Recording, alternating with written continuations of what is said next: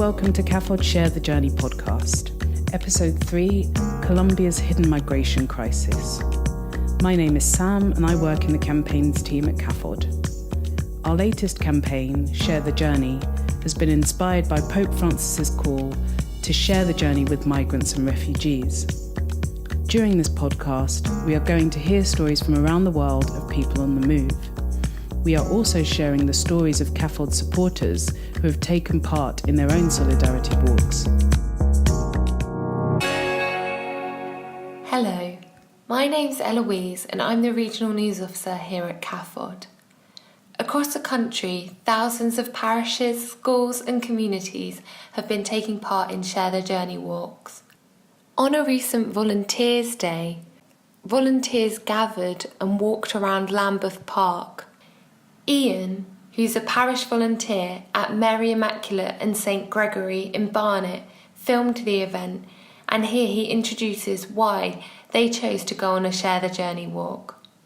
No one volunteers to be a migrant. No one becomes a refugee through choice. Many migrants and refugees face nightmare journeys, unspeakable perils, and often official indifference.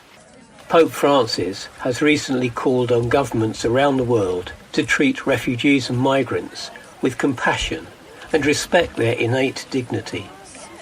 The UNHCR recently estimated there are over 11 million refugees and displaced people in Syria alone.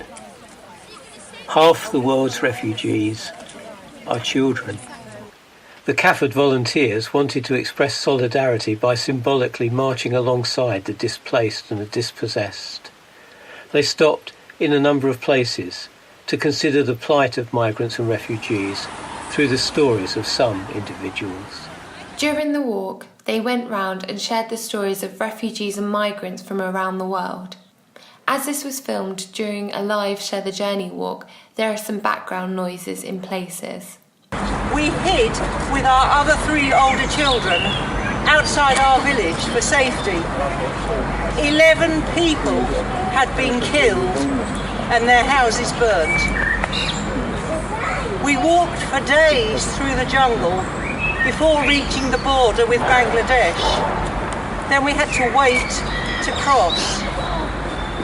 We started with 4 bags, but had to abandon them on the way.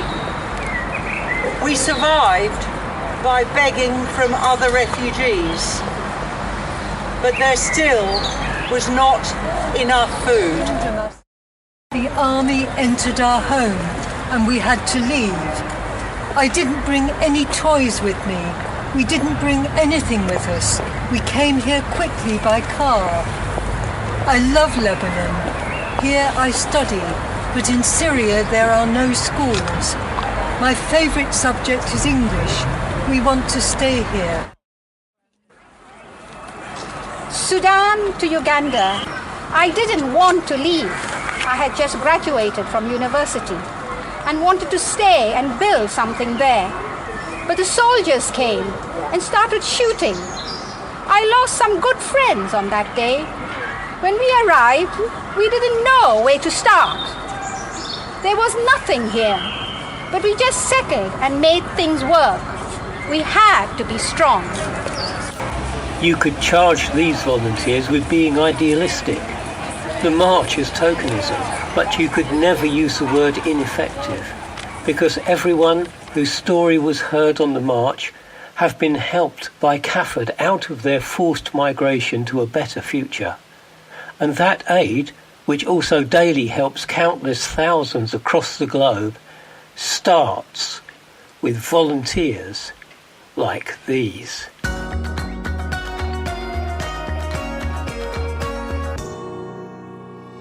If you've been inspired to organise or take part in your own walk, please get in contact and share it with us on social media.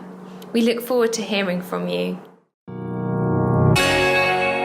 To Colombia and the story of one migrant worker and his family. Colombia has been ravaged by over 50 years of armed conflict. Although a peace agreement was signed last year, the country is still a long way from achieving peace. Its population of 49.7 million is largely displaced due to the ongoing violence and conflict. This makes Colombia the #1 country in the world for internally displaced persons or people who have been forced from their homes but remain within the country. 2016 figures suggest that there were more than 7.3 million displaced people. That's nearly 15% of the national population. We spoke to a family who were forced to leave their home. Yo me desplacé porque violencia donde vivíamos. A veces I was displaced because there was a lot of violence where we used to live.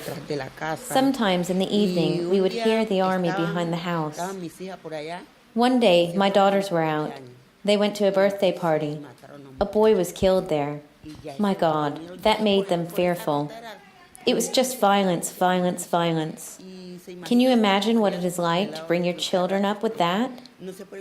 I used to work in the mine. If I left them at home, when I got back, they might say, "Mum, some people came by today with weapons." Sometimes I had to take them up the mountain with me. It was a hard situation there. If you didn't get work, you didn't find gold, you couldn't eat. I had to come and exchange the gold. Sometimes I had to go on foot because I couldn't get any transport. Poverty is really hard because I brought up 9 children, 6 boys and 3 girls. Now I have 8 children. My life has been very hard. Pero yo soy desplazado, pero yo todavía no he metido la carta de desplazado ni nada. Mi hermana sí, mi hermano, todos fueron desplazados, pero yo todavía no. Hasta estos momentos no. I am a displaced person, but so far I have not been registered as a displaced person. My sister and brother have. They are all registered as displaced, but I am not yet. I was working for someone and he helped me with 2 million pesos, and what we had been saving little by little, that's how I was able to buy this house. Then my wife received a small help as a displaced person, and we were able to use that to build our kitchen and bathroom. Currently, we work in the mines. On a good day, we get 4 grams of gold, which is about 60,000 pesos.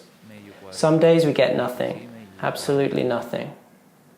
We have to pay for the travel where we work of 10,000 pesos for each of us. That doesn't leave a lot left over. Pues yo, por ejemplo, yo soy de aquí de Choco, soy de Suruco Carretera, un pueblo que se llama Suruco Carretera. Pues yo cuando tenía como 15 años fuimos desplazados porque estábamos como en una fiesta. When I was about 15 years old, we were displaced because we were at a party for my cousin's birthday. They killed a young man, but as we were children, this was something we had never seen. So we had to leave the village and come here to live. At first, we had to work really hard to get somewhere to live. We didn't have a house and we had to rent. But little by little, we saved up and we were able to buy this house for our home. Then we had to leave and go to another village to work in the mines. We had to go to the mountains, where it is very hard because you get a lot of threats. There is a lot of need and a lot of poverty, so people don't want you to go and work there.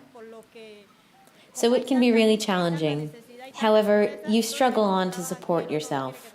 The truth is, it is difficult. Right now, for example, things are difficult because the government is attacking us in support of the mining, because it says we are here illegally. But what choices do we have?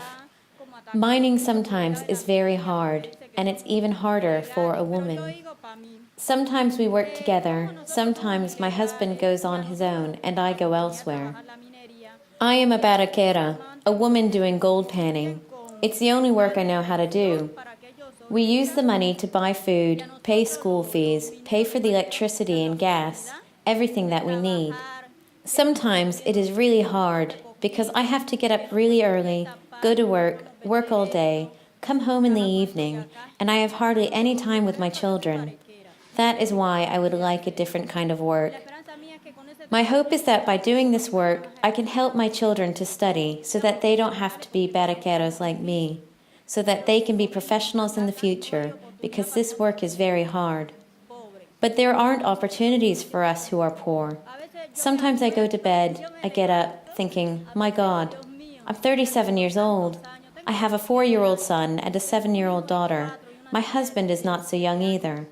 So I wonder, if they don't let us work in the mines, how will we support our children later to study?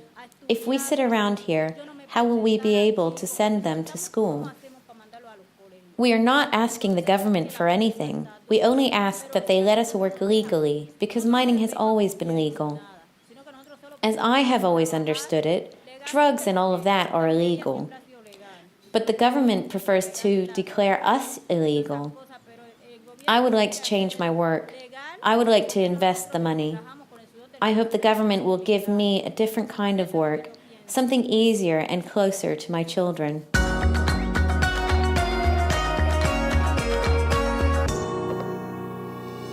Now we are going to close with a short time to reflect. A step along the way. This is what we are about. We plant seeds that will one day grow. We water seeds already planted, knowing that they hold future promise. We lay foundations that will need further development. We provide yeast that produces far beyond our capabilities. It is a beginning, a step along the way. An opportunity for the Lord's grace to enter and do the rest.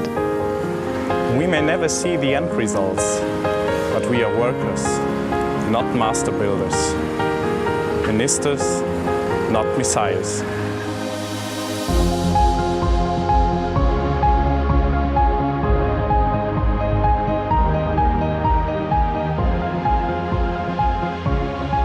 We are prophets of a future, not our own. Amen. Amen. Amen. Thank you for listening, and we hope you enjoyed the show. None of our work is possible without supporters like you. As you've heard in this podcast, we stand beside people from all over the world, whatever their religion or culture. We campaign for global justice so that everyone can reach their full potential.